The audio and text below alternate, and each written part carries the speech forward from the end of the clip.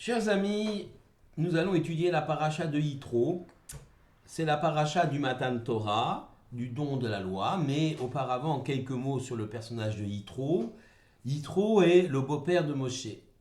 C'est un homme issu de la tribu de Midian, grand prêtre de la tribu de Midian, qui durant sa vie a passé en revue toutes les religions. D'abord, sa propre religion, était grand prêtre de Midian. Il n'y a vu qu'illusion.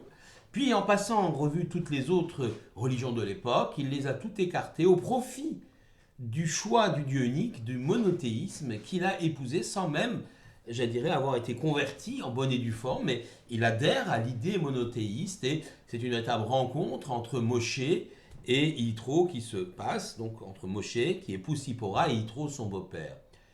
Yitro a attendu que les enfants d'Israël sortent, il a gardé avec lui Tsipora et les deux garçons de Moshe, Gershom et Eliezer, et maintenant, voilà que Yitro vient rejoindre les béné Israël qui sont sortis d'Égypte. Eh bien, il est l'objet d'un grand respect, d'un grand kavod par Moshe lui-même, et surtout Yitro, et c'est ça qui va faire qu'il va donner son nom finalement à cette sidra, va conseiller Moshe sur l'installation de tribunaux. Il voit en effet Moshe faire rendre la justice toute la journée, perdre beaucoup de temps, enseigner également, et perdre beaucoup de temps, j'allais dire, à enseigner des petites choses et à faire l'arbitrage entre différentes personnes, qu'il trouve à conseiller l'installation de tribunaux avec différentes cours, différentes importances, et cette force-là, l'organisation du juridique en Israël, va permettre, va donner à Yitro ses titres de noblesse, à tel point que la sidra du don de la loi, la sidra des 10 commandements, eh bien, portera le nom de Yitro. On y arrive justement à ces 10 commandements et à ce don de la Torah. L'histoire est en marche. Au moment où, de la sortie d'Égypte, tout un peuple est né. D'un ramassis d'esclaves, sans horizon, une nation se forme.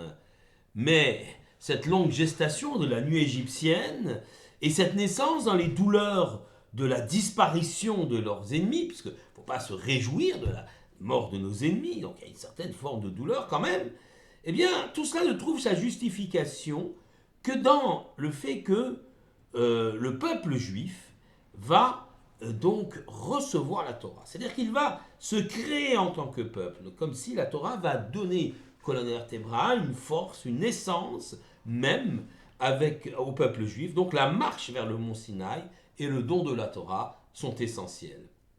Comment pourrait-on imaginer un peuple livré à lui-même, sans valeur, sans référence, sans loi?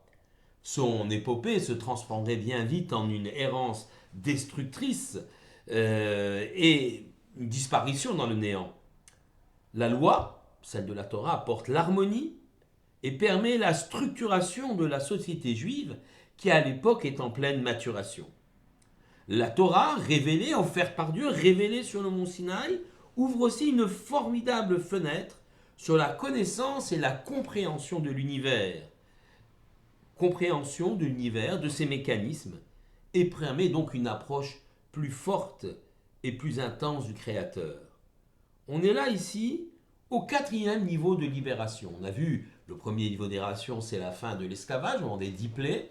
Les Égyptiens, trop accablés, ne peuvent faire travailler les Hébreux. La deuxième libération, c'est la sortie d'Égypte elle-même. La troisième, la noyade des Égyptiens dans la mer Rouge. Et la quatrième, eh bien, c'est le don de la loi, car il n'y a de liberté que pour l'homme connaissant, l'homme sachant, celui qui a acquis une connaissance un tant soit peu importante de l'univers, qui va lui être offerte par la Torah. En effet, et alors ces 4 niveaux de libération sont symbolisés par les 4 coupes du Seder. Un homme possédant une approche plus juste, une perception plus aiguë du monde, n'est-il pas plus libre qu'un homme subissant les événements, dans l'ignorance totale de la marche du monde et de l'histoire? Au pied du mont Sinaï, en acceptant la Torah, avant même d'en connaître le contenu, c'est ce qu'ont fait les Hébreux, lorsqu'ils ont dit d'ailleurs Naaseh Venishma, nous ferons et ensuite nous comprendrons. En acceptant cette Torah, Israël s'est doté d'une loi divine. Israël s'est constitué en tant que peuple libre, ayant la volonté et la capacité de conduire son histoire. Toutefois, une question fondamentale subsiste, elle est évoquée par le Rav Dessler dans son ouvrage Mirtav Me'Eliyahu, la lettre d'Eliyahu. Comment la Torah, véritable plan d'architecture du monde, de la création, et issue de l'esprit de l'Éternel, peut-elle être abordée, un tant soit peu même comprise, par un être imparfait, mortel, et aussi limité que l'homme? C'est une vraie question. Comment comprendre ça? La sagesse, une sagesse, fruit de la pensée divine, ne peut être perçue par une créature aussi faible qu'est l'être humain face à l'immensité de l'infini divin. Comment? L'affirment les écrits. Les écrits le disent. Plus grande que la terre et sa mesure. On parle ici de la Torah, et c'est un verset issu du livre de Job au chapitre 11, verset 9. La Torah donc dépasse ainsi l'ordre terrestre des choses. Et l'homme, créature biologique insérée dans un univers matériel, ne pourrait être à même de se hisser au niveau de cette Torah. Dès lors, comment comprendre que Dieu va donner cela au peuple d'Israël? Un texte qui les dépasse complètement, qui est issu de la pensée divine, donc infini. Et pourtant, l'Éternel, dans sa grande bonté, a choisi de faire confiance aux capacités de dépassement de l'homme. Tout d'abord, il a quelque peu humanisé sa Torah.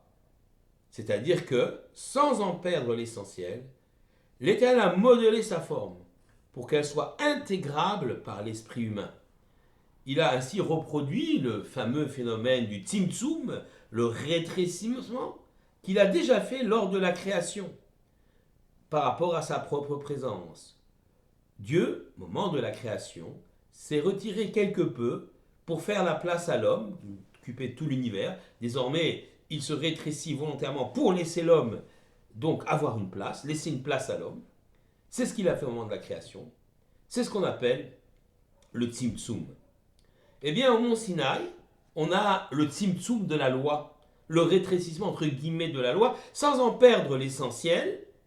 Dans sa forme, le tzimtzum est réalisé pour que celle-ci, infinie au départ, puisse être intégrable et compréhensible par l'esprit humain, et elle sera ainsi livrée aux hommes. Ce pas extraordinaire du Créateur fut symétrique de la progression réalisée par les créatures, par les hommes, les enfants d'Israël ici en l'occurrence. Pendant les 49 jours séparant leur libération d'Égypte de la révélation au mont Sinaï, les fameux 49 jours de l'Homère entre Pessah et Shavuot, les Juifs ont suivi un parcours initiatique leur permettant d'être le jour venu, d'être à même d'entendre et de recevoir la parole divine, de recevoir la Torah. Comme l'explique la nature de cette évolution de l'homme, et à la mesure du décor dans lequel les Béné Israël vont évoluer, à savoir le désert. Comme l'explique la Torah, elle lui est en donnée en cadeau. La Torah lui est donnée en cadeau, et le désert est le lieu du vide apparent. Bien que sous le sable et les pierres, il y ait une vie intense. Ainsi l'homme doit être capable au moment où il va entendre une parole totalement inédite, celle de la Torah, une parole qui dépasse toute sagesse humaine. Il doit être capable, à l'image du désert, de faire le vide de toutes ses certitudes, de tout ce qui encombre son esprit, de préjugés, de fausses certitudes. S'il fait cela, alors l'homme sera capable d'intégrer un message totalement inédit, un enseignement nouveau, véritablement enrichissant. Au